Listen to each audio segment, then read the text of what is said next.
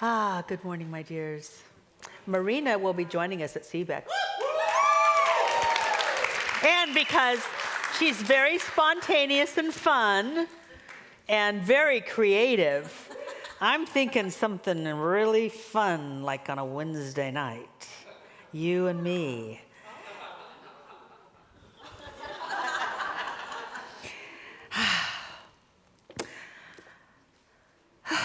I do have a talk. I have a talk, and it will be an ode to our mother, our sacred, holy mother, the earth. But before that, I want to tell you about my experience last night. I had the most, I'd say, genuinely, well, it's not most. That's so crazy. How many of you say most? You know, like, best dinner I ever had, really? I mean, really? Have you eaten before? I mean, you know how many of us exaggerate? So forgive me, I just did. Again, I had a nice evening. It was an enriching evening. I spent it with the Kriya Yoga meditation group. They have their center out in Monroe, but they had a gathering in Edmonds because they brought their guru here, who is the not descendant like as in the son of the son of the son of, but the person that took over for Yogananda. So how many of you know Yogananda? So that's Kriya Yoga, and that's their guru, Guruji, Sri Guruji. It was so lovely. I knew I was in the right place because I was really messed up. I don't ask Siri how to get someplace. Just use your own intelligence. Sometimes you just have to do that because, anyway, I was late. And I called and I said, I'm 15 minutes late. I know I'm late, but I'm just only like a mile away and I'll be there. And the gentleman who is my host said, there will be some volunteers out there to greet you. They'll park your car, just move right in. I get out, I'm feeling bad. I say, oh, I'm so sorry, the traffic and I went the wrong way. And they go, it's all God. And then I asked why they asked me to speak. I'm just like speaking before the Guruji. I'm his warm-up act for a guru. I'm a warm-up act. And I said, how'd you pick me? And my host, once again, the one gentleman that had contacted me said, well, we did an internet search and what you talk about is more, in alignment with who we are.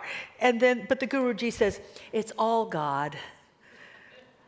They're my people. Up, down, around, and it's all God. It's, wow.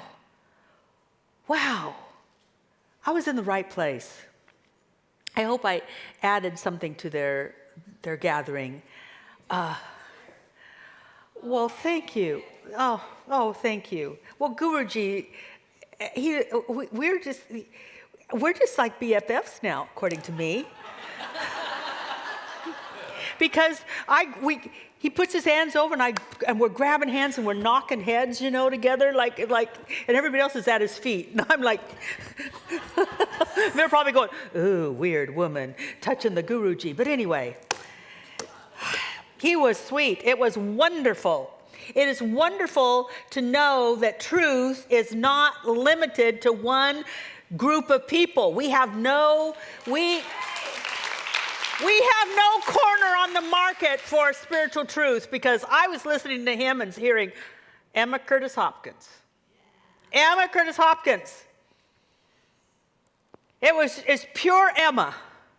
He even talked about when somebody said, I've got this habit and I don't know how to get over it. And he says, oh, well, mind and habit. So a habit, the mind can only think about what you already know. And if you know it a lot, then the mind has to think about it a lot. And that's where from your spirit, you just have to say, no. Oh, holy hell, no. It was Emma Curtis Hopkins who she said, just say the holy no. And he's going, you got to just say no. I'm like, whoa, Emma. I now know where she is. She's in this little short Indian guy. Running a whole organization worldwide, and that would be right up her ticket. Anyway, that was last night. I'm still fed. It was delightful. But let's talk about something else. I want to talk about us having a greater relationship with the earth. A relationship with the earth. Not walk on it, plant it, harvest it, take it for granted, to actually have a relationship with the earth. Because the earth, my dears, is alive. I want to share with you the definition of life. If I can. Life. The condition that distinguishes animals and plants from inorganic matter. Okay. It has the capacity to grow, reproduce, function, and have functional activity, I should say, and continually change. Well, the earth is continually changing. Have you noticed?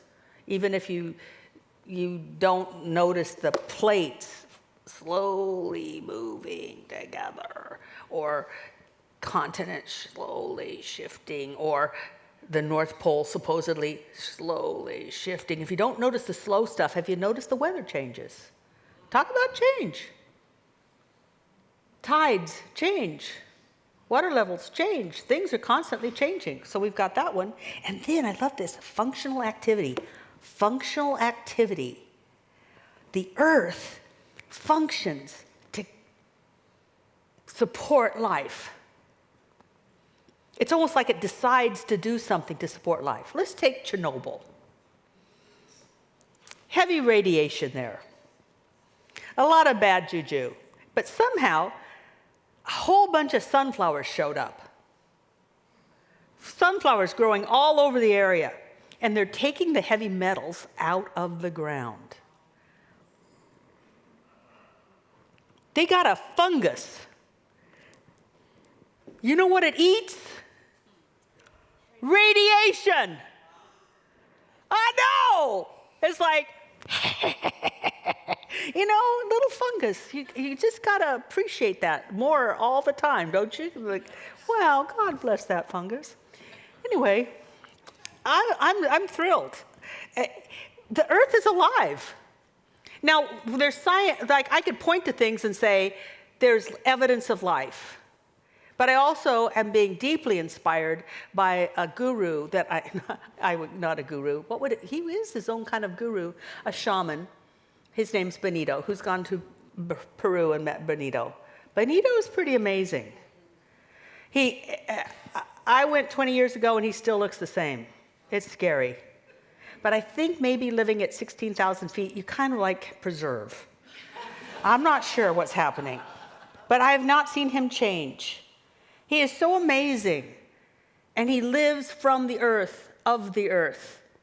He loves the earth. I mean, if you live at that high in altitude, you truly have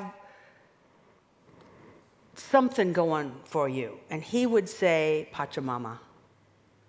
I learned so much about Pachamama. They are earth-based spirituality, where the mother, he would say, the earth will do anything for us. The earth will do anything for us. If we keep her healthy, she'll do anything for us. Just a little tiny bit about him. You get his attention through attention and intention. So you put your attention on thinking of him, and you have the intention to contact him, and then he'll send one of his sons down from the village and say, did you want something? I mean, he doesn't do cell phones. I'm not sure there's even a tower up there, so who knows? He's pretty amazing. And I remember having a healing that one of the many healings, I mean, I had a lot, God's good to me, but I was beginning to get really big knuckles. My mother and my sister both have arthritis in their hands. And I thought, well, here it comes. Here it comes. How many of you do that, by the way? How many of you see the start of something and you already see the end? Stop it. Just say no. You don't have to go that way. Ernest Holmes said, watch the trajectory. So if you see it going one way, see it going another way. And I guess I was ready to do that because I was telling him about through an interpreter, that I was telling him about my knuckles and, it was hard to bend my hands. And he said, oh, like, that's nothing for Mother Earth. Pachamama can handle that. No, we'll just do a despacho. It'll be over. Just don't worry about it. So, okay. And look, I didn't notice it right away, but a couple of months later, I'm noticing I don't hurt, and my knuckles look normal. So let me tell you a tiny bit about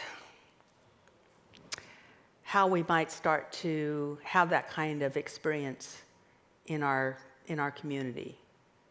I still believe in the all-knowing, all-intelligent God, but if God is life, and God is everywhere present, the earth is alive.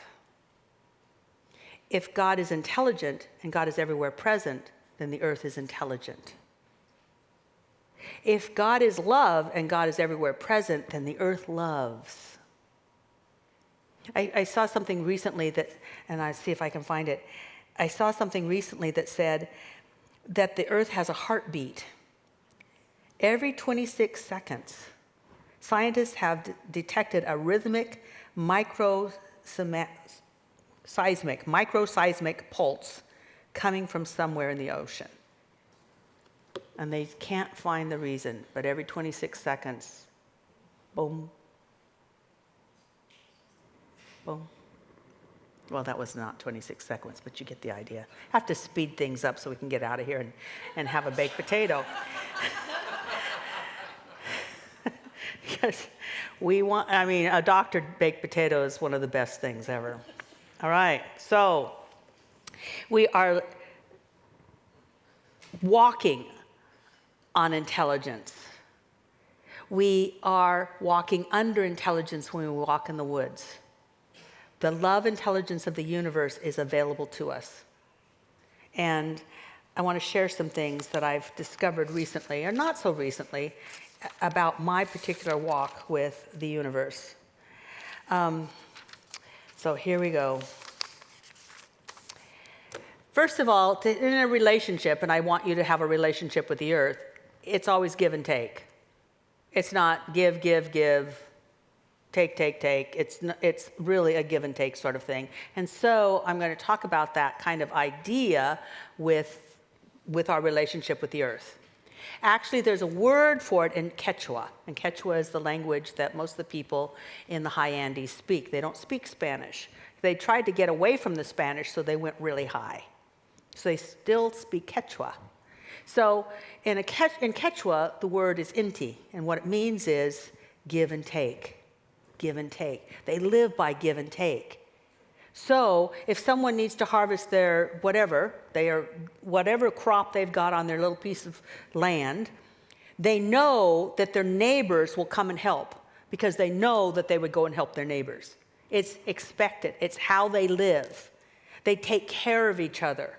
It's a cycle, and they feel the same way about the earth.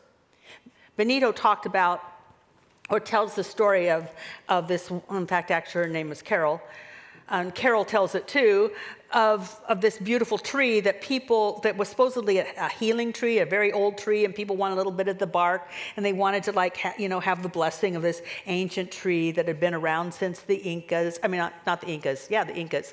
And they talk about all that, and the tree started to die. And Carol thought, well, why is the tree dying?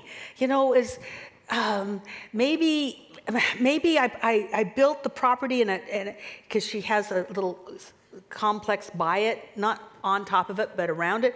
Maybe I wounded one of its branches of roots, or I wonder what it is. And so she asked Benito, and Benito said, in his own Quechua language, because a shaman and a village in the high Andes is not just a healer, he's also the judge, he's also the mayor, and he's also the marriage counselor. And probably the marriage arranger. I mean, he's in everything. He's the doctor. He's the philosopher, he's the lawyer, he's everything. And he said, I've never counseled a tree before, but I'll give it a try. So he goes over and he puts his hand on the tree and he talks to it for a while. And he said, everybody's taking, nobody's giving. It's taking the chi out of he didn't use the word chi, I'm using the word chi. It's taking the chi out of the tree. It's give, give, give, and nobody's giving back. So she put a little thing around it, and she said, if you want to have a prayer from the tree, you have to give something to the tree. And so people started laying things on it. It's not like the tree actually absorbed any of that stuff materially, but at one level, this is all intelligent. It's all life. Life doesn't flow just one way. Life flows this way. It's always moving. So when the tree started being blessed and people would leave little tokens, it is a magnificent tree again. Amazing tree. So what have I learned from Benito and others? The first is, say thank you. Benito said, all we have to do is thank the earth, and the earth will give. It will heal. It will reveal. It will do anything that you need, but first you say thank you. So in their culture, they do what's called a despacho. A despacho is not gazpacho. It's not a soup. It's a ceremony where you create an altar on the earth that's beautiful. You bring your most precious, beautiful things, and you lay it all around, and then you give it to the earth by either burning it or tossing it in the Holy River, because it's all organic. So you say thank you first, and then you ask your prayer, like I asked for my hands to be well.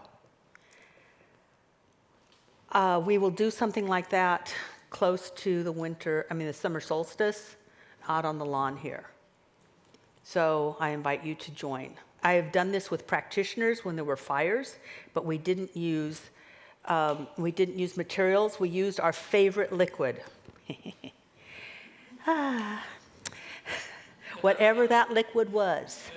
And we created a little circle, and we would pour our favorite liquid. For me, it was Diet Coke. Others put a little bit of, anything that you could pour. Not a lot, but a little bit. And we did it because it was important to us. It was beautiful to us, and it was a gift. Thank you, Mother Earth. Now bring the rains. And guess what? Both times we've done it, the rains came. Because we gave first. So many people wait. I'm not ready. I can't, what do I have to give? You always have something to give. Tim and I do despachos on our property. It's a lovely thing. Sometimes it's just the two of us. Because we love the earth. And she needs a little love. How many of you know that she needs some love? Yeah. Give first. Then receive. Sit or lay on the ground for support and healing.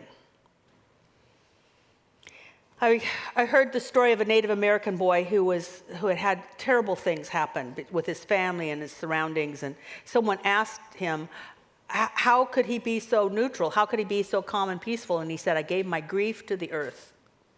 I laid on the ground and I let Mother Earth take my grief. I know that I've laid on the ground and let Mother Earth take my pain. Sometimes it's, I ride a horse or I lift something that I used, a year ago I could. It's like over my head. It's like, wow, I lay on the earth. I'm glad that we've got a lot of grass, a lot of earth place. For those of you that don't have a lot of earth, great, we've got Green Lake. Nobody would find it unusual if you're there laying on the grass. They go, getting another suntan. I don't know what they'd say, but they wouldn't think it would be that odd. Do it, try it. You don't know until you try. I did a Gourmets for God once, and I don't cook. I don't know what I threw out, some chili or something, I don't know. In a can, it wasn't good. But we did a despacho, and then people laid around on the earth. And, out of the 12 people, all of them with something, there were 3 that got up, and that pain was gone. Now, that's a pretty good drug, If we were going to bottle it, I'd be able to sell it for something. But the earth is free. aches and pains and grief and sorrow and anxiety and confusion. Give it away, because the earth can take it. Then support what the earth supports. And one of the things that the earth supports is all creation. So decrease your pesticides. Don't feed ducks bread. Plant flowers that are pollinators. Because if we don't have pollinators, pretty soon we won't have food. Are we willing to give now so that generations can do well into the future? By the way, yes, I do. I have wildflower seeds. So if anybody wants wildflowers, they're pollinator wildflower seeds. I'll give them away after the service. Just give you some, and you can, even if you don't have a yard, you can just. It's going to be better than litter.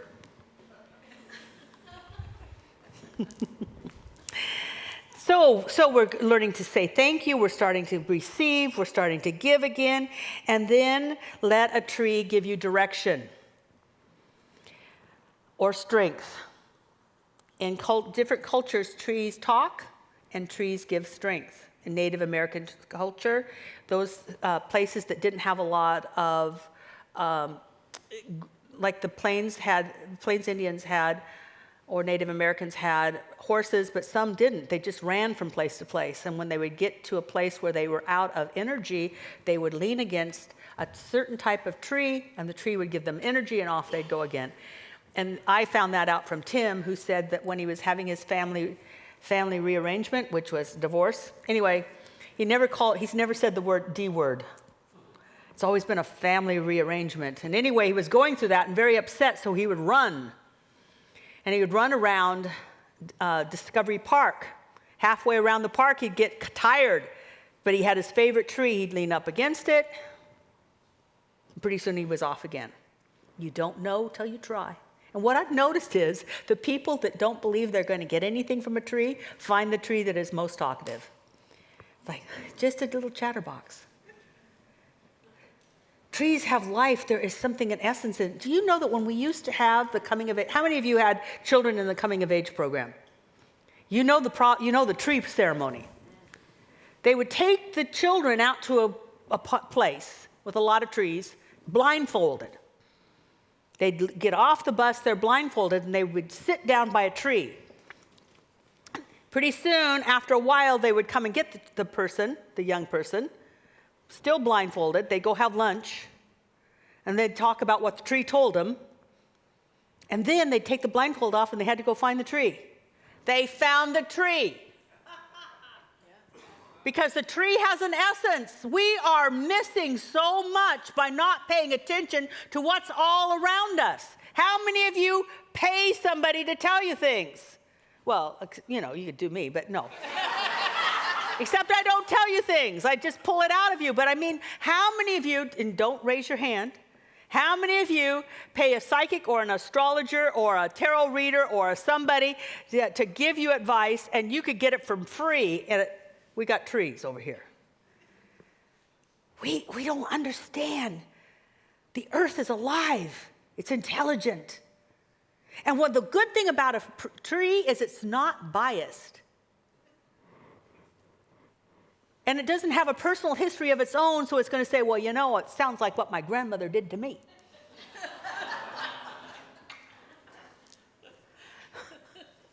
Take the advice. Everything is alive. I love it, my Guruji. It's all God. Okay, so now we got to take better care of the earth. Keep your cats indoors. It took a lot for me to get Tim to keep our cat indoors. Because a cat should roam free. Yeah, and they're killing the birds. And and our last cat didn't even eat the bird, just brought it home, laid it on the doorstep. You want to cook it? I mean, really, what the? It just loved the hunt. Do you know that studies say that the biggest reason we are having a decrease in the bird population is not bird flu or anything else. It's cats. Yeah. Keep those kitties in. And then the last, so we give to the earth by taking care of a population. And then receive the awe. Get some dopamine. Free drugs. To be inspired, to be in awe, releases hormones that lift your spirits and revitalize your faith in what's possible. Whew, how good is that? Also beautiful music. So listen to music and then look at a sunset. Listen to music and go for a walk. Listen to music and really look at a flower. Listen to music and really look at the leaves. Listen to music and really see the colors that are out right now. Ah, yes, how good it is. Let us pray for Mother Earth.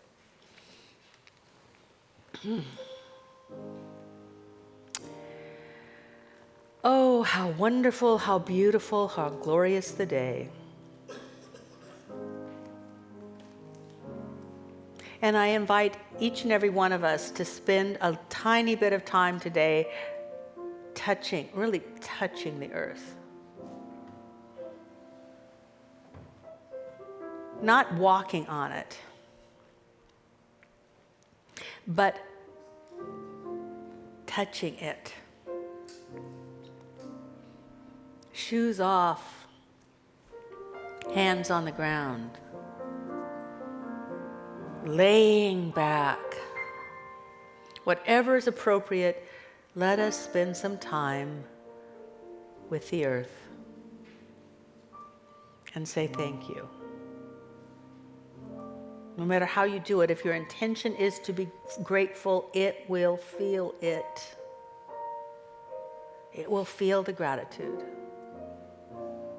And the cycle begins. I am so grateful for this day. I'm so grateful that we have a thing called Earth Day. I'm so grateful that maybe in the future there'll be no need for Earth Day. It'll be just one beautiful despacho after another. Thank you, God. Thank you, Earth. Thank you, sky. Thank you, wind. Thank you, sun. Thank you, rain. Thank you, sweet soil. Thank you, all that blooms and all that buzzes. Thank you, sweet spirit, for all that is the manifest face of the infinite invisible. For nature is God made visible. Thank you so much for the invisible, the invisible, the visible, and the indivisible. Praise God. And so it is.